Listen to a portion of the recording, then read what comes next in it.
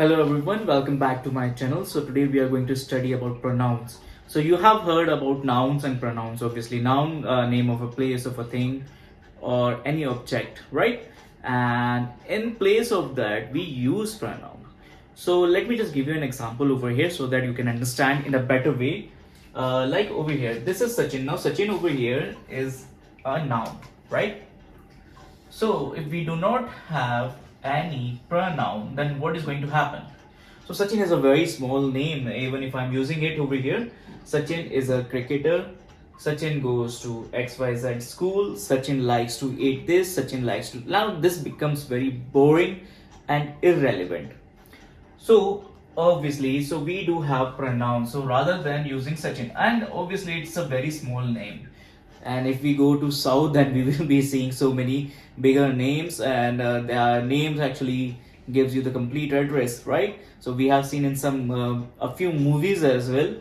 చిన్నస్వామి ముత్తుస్వామి వేణుగోపాల అయ్యర్ పెరంబదూరు చిన్నస్వామి ముత్తుస్వామి వేణుగోపాల అయ్యర్ ఎక్క పరంపీల Perambadur Chinnaswamy Muthuswami Venugopala. So this will become difficult. So that is why we do have pronouns. Pronouns is going to be he, she, him, his, her. All right. So this is going to be very easy. Rather than using Sachin, what I can do is over here I can just write down he. He is a cricketer.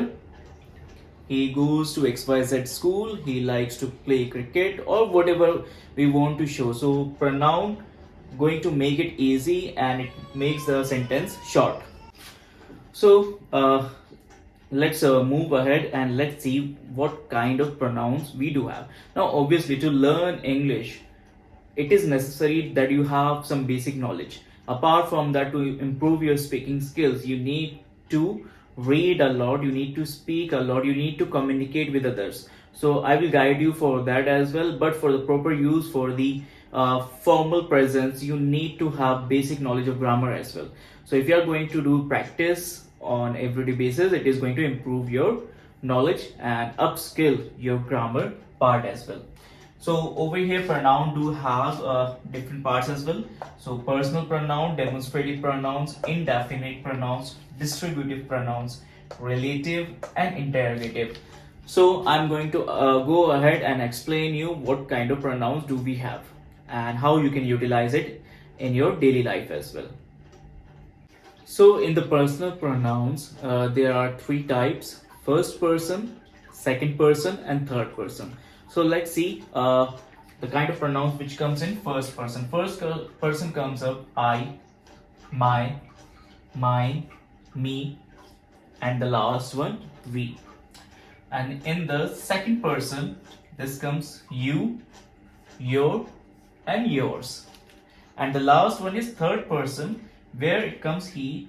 From he it will become his and him. So these are masculine: she, her and hers. It, its, they, their, theirs and them. Now this there is very different from this one, THERE. Okay, this shows a place where we actually describe that it is there right now. Search it there. So this is to specify any particular place, but this is for possession, possessive pronoun. So this one is a completely different, THEIR. So keep that in mind whenever you're writing something. So please keep that in mind. You do not have to write the place one.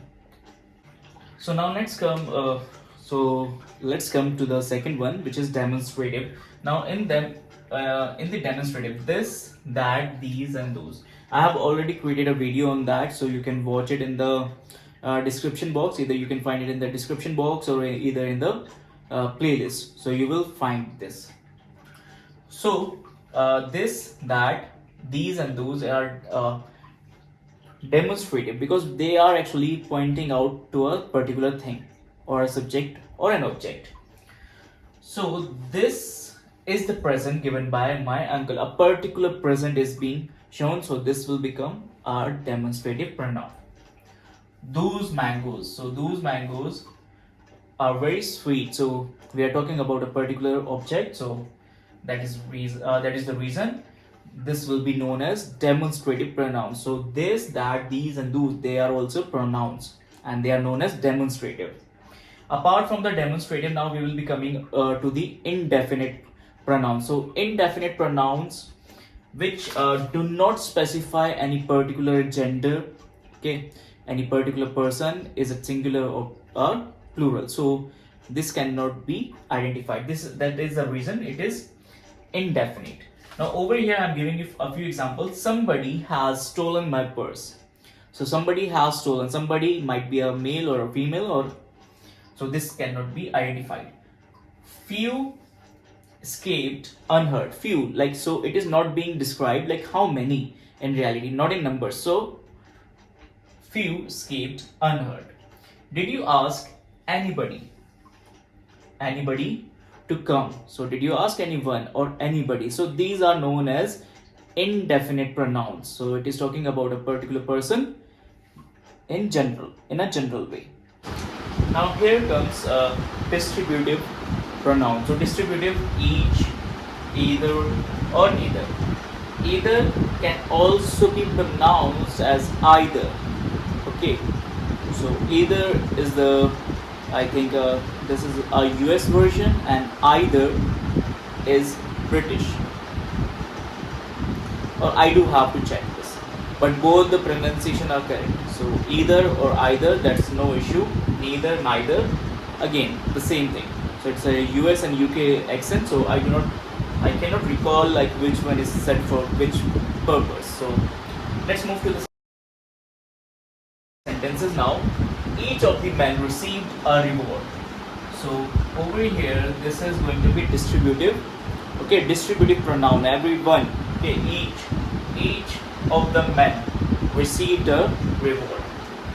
These women, now these women, this is going to be demonstrative. So demonstrating a particular set of women, and each received an award. So every woman which is present there, so they will receive an award. Either of you can go. So either of you can go, anyone. So neither of them visit us. So no one actually visit them. So this is how you can use a distributive pronoun.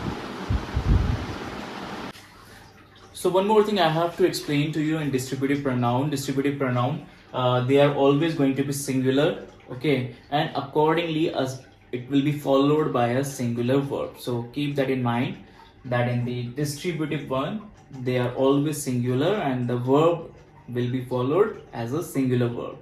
Now let's move to the relative pronoun. The word actually relative, that which relates to a person or some thing. So this is antecedent.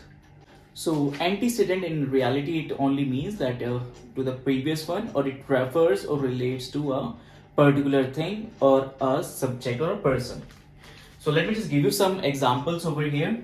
I met Hari who used to live here. Okay, so over here the relative pronoun which actually shows the relation, who used to live here. So this is the antecedent. Now I have found the pen which I had lost.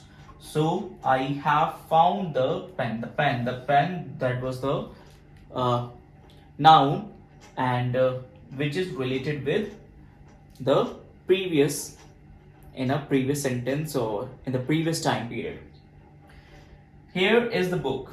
Okay, here is the book that you lent me. So that you actually gave to me before. Now this is the book. So it only shows the relation, and that is why it is known as relative pronoun. So in very simple sense, a relative pronoun is always going before or show cause or shows a previous noun. So over here, who was, that person was Hari. So I met Hari who used to live here. Which I had lost. What you have lost? Actually the pen. So Hari again a noun, the pen again a noun, that book. So book is also a noun. So most of the time and I think it's like all the time relative pronoun actually just comes after the pronoun. I'm sorry, the noun. So please keep that in mind. I hope that you have understood this. So this is not very hard. It just needs practice, and the more practice you will do, you will understand the concept in a very easy way. So this is our last part, interrogative pronouns. Now interrogative pronoun, it is being like a, which is very easy. Interrogation, like you are asking the question. So there are two ways where you can ask the questions, either in a direct way or indirect. Now over here you can see over here these three examples which I have collected. These are direct questions, and the other three are for the indirect one. So let's proceed with it.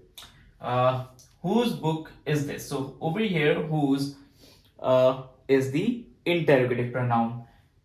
What will all the neighbors say? So what here is the interrogative pronoun. And which do you prefer, tea or coffee? So whenever a question is being raised, so WH family, most of the time these words will be the interrogative pronoun.